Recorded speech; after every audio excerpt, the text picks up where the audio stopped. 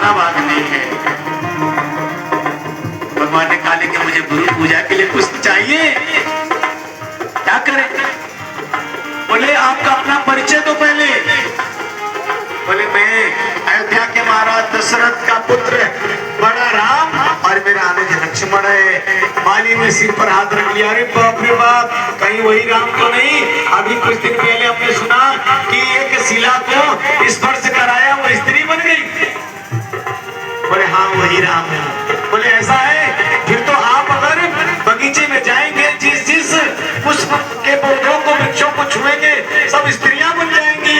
महाराज एक का जीविका मैं चला नहीं पाता हूँ, इतनी स्त्रियां हो जाएंगी तो मैं कैसे भरण पोषण करूंगा? इसलिए क्या करना है? लगते बड़े सुंदर हो आप देखने में, मन तो नहीं करता आपको मना करूंगा गुरु। एक बात है यहाँ पे, क्या कोमल चरण कमल बिनु बनाए, कोमल चरण कमल बिनु बनाए, कोमल चरण कमल बिनु बनाए, पखुरी पायन गड़ी जई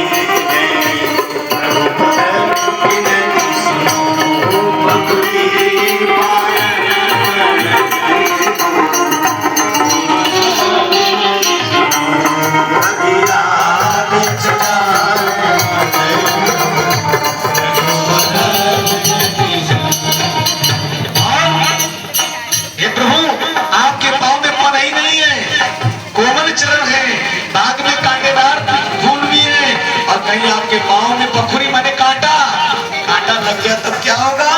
इसलिए आप मत जाइए, मैं आपको फूल देता हूँ। भगवान ने कहा नहीं, मैं खुद जाऊंगा। चरण छुअत उड़े गाई शिला प्रभु, चरण छुअत उड़े गाई शिला कर छुअत बिन तोड़ी जय।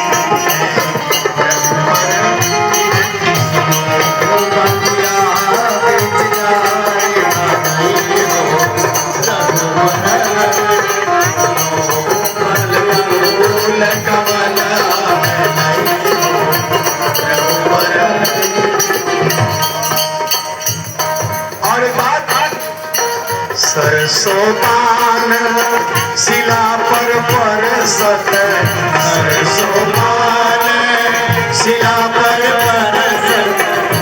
प्रभु जी सब फूल नारी बनी जय, रघुवर सब फूल नारी बनी जय,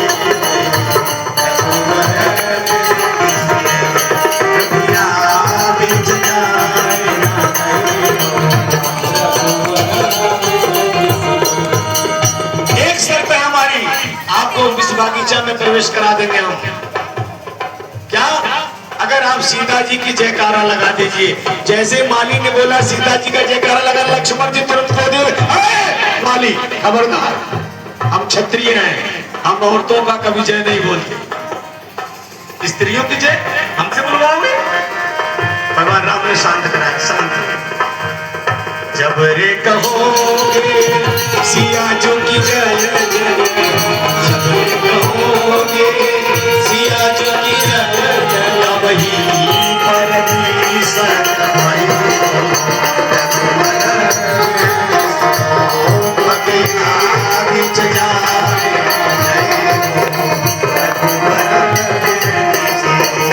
नल फूल कमल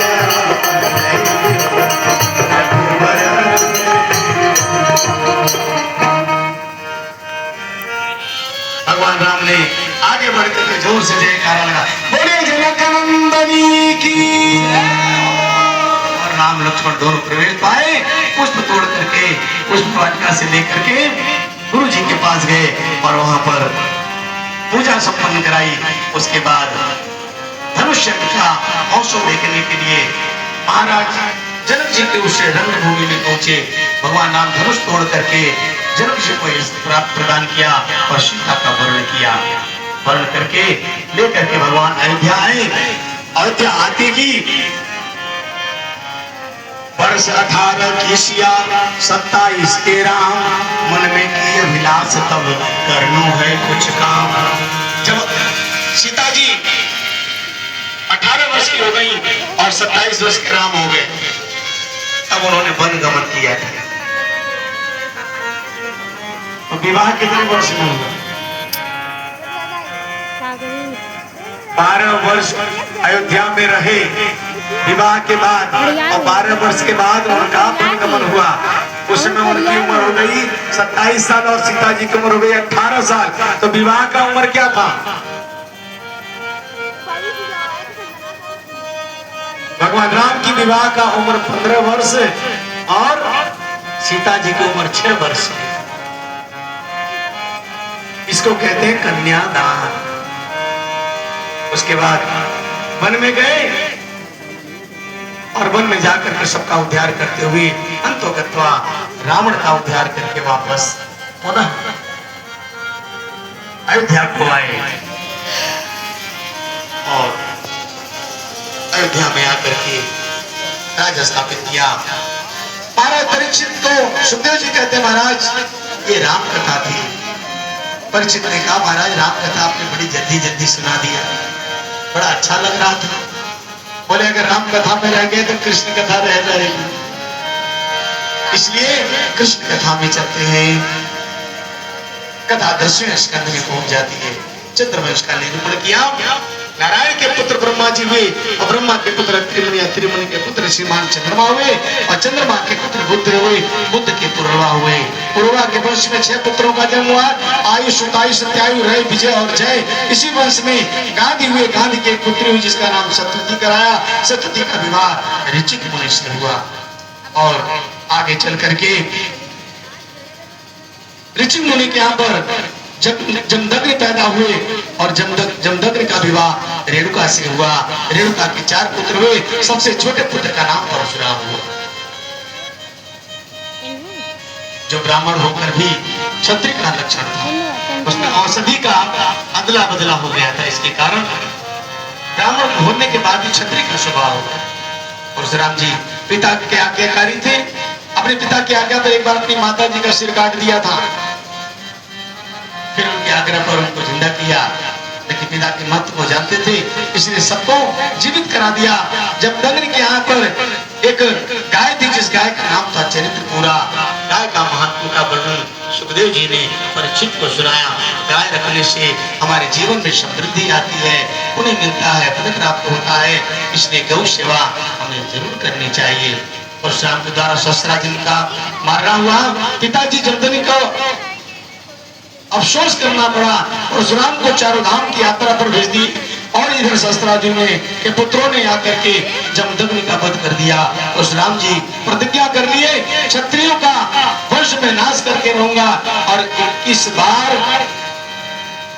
बार परशुराम जी ने क्षत्रियों को काटा। उधर गादीपति विश्वामित्र के 100 पुत्र हुए। इसी वर्ष एक राजा हुए नहुस महाराज के 6 पुत्र हुए, यति, अयाति, संयाति, आयति, नियति और वृत्ति। अयाति का विवाह शुक्राचार्य की पुत्री देवरानी से हुआ। इनसे जो पुत्र हुआ उसका नाम पड़ा यदु और यहीं से यदु वंश कहलाया। जैसे महाराज रघु के यहाँ रघुवंश हुआ, वैसे यदु के यहाँ से यदु वंश पुराण और इसी यदु वंश में हमारे भगवान श्री कृष्ण का प्रकट हुआ। सुखदेव जी ने कहा, परीक्षित ने कहा कि मुझे इनकी कथा कुछ और सुनाइए।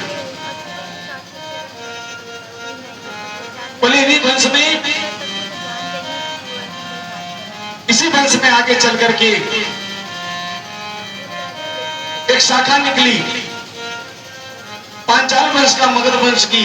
और इधर अयाति महाराज के बड़े पुत्र यदु जो थे, कई पीढ़ी के बाद राजा देवेंद्र हुए। इनकी 2 पत्नियां थी। पहली पत्नी से 2 पुत्र हुए। एक पुत्र का नाम हुआ अर्जन, दूसरे का नाम हुआ प्रजन्य। और दूसरी पत्नी के पुत्र हुए सूरसेन। इसी सूरसेन के अर्जन प्रजन्य के 9 पुत्र हुए, जिन्हें हम 9 नंदनों कहते हैं। और जिनको एक नाम नंद बाबा भी कहते हैं।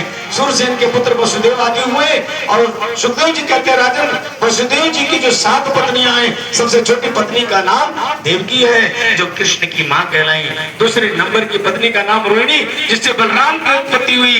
बलराम के भाई कई भाई हुए, बल गद सार और दुर्मद विपुल ध्रुव आदि। और श्री कृष्ण के बड़े भाई का नाम कीर्तिमान से लेकर के 6 पुत्रों को कंस ने मार दिया था। 8वां अवतार मेरे कन्हैया जी का है और कन्हैया ने लीला समाप्त करके अपने धाम को चले गए। आपने सूर्यवंश और चंद्रवंश की दोनों कथा सुनाई, किंतु